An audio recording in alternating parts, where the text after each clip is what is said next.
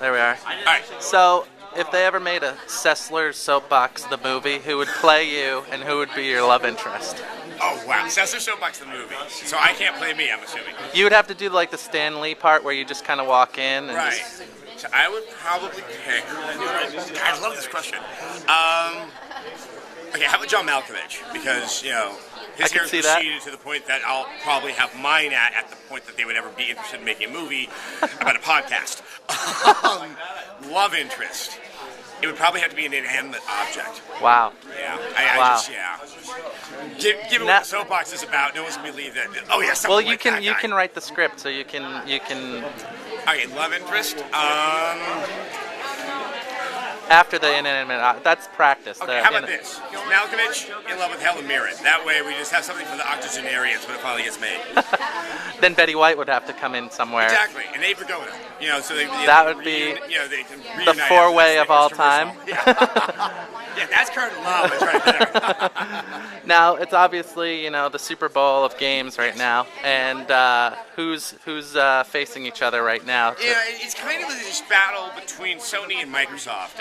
Both of them have their new motion controls, and at the Sony press conference, they were taking pot shots at Microsoft. That we haven't seen that kind of gamemanship, for lack of a better word, in the industry in quite some time. I don't know if anyone's ahead except for Nintendo. Right. They already have motion control. They're already very successful, and then they show all these games that the hardcore basic gamers actually are interested in. They've been kind of neglecting them for the past 3 years, and now they brought them back into the fold. I see them kind of charging ahead very strong, while the two bigger brothers are just fighting it out to the death. Now, is there like a surprise? Like a lot of people are walking to the Epic Mickey, walking to Rage, all this stuff. Is there like a surprise where you're like, why don't you go in this corner where this really cool game is? It's an interesting question because unfortunately I know so much about these games ahead of time.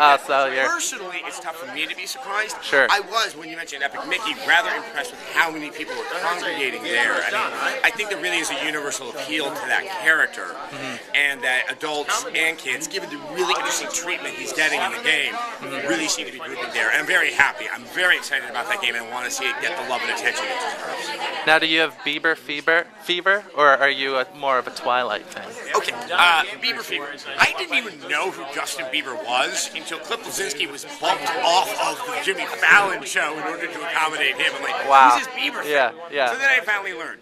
Yeah, somehow when you're in the world of video games and aliens and the apocalypse, you can insulate yourself quite a bit from the tweeter market. And finally, this movie season for the summer hasn't really started. I mean, we've had our Iron Man, we've had like a couple big things, but there hasn't been like a surprise yet. Is there a movie that you're looking forward to? Unfortunately, I am looking forward to the Christopher Nolan movie. Oh, Inception.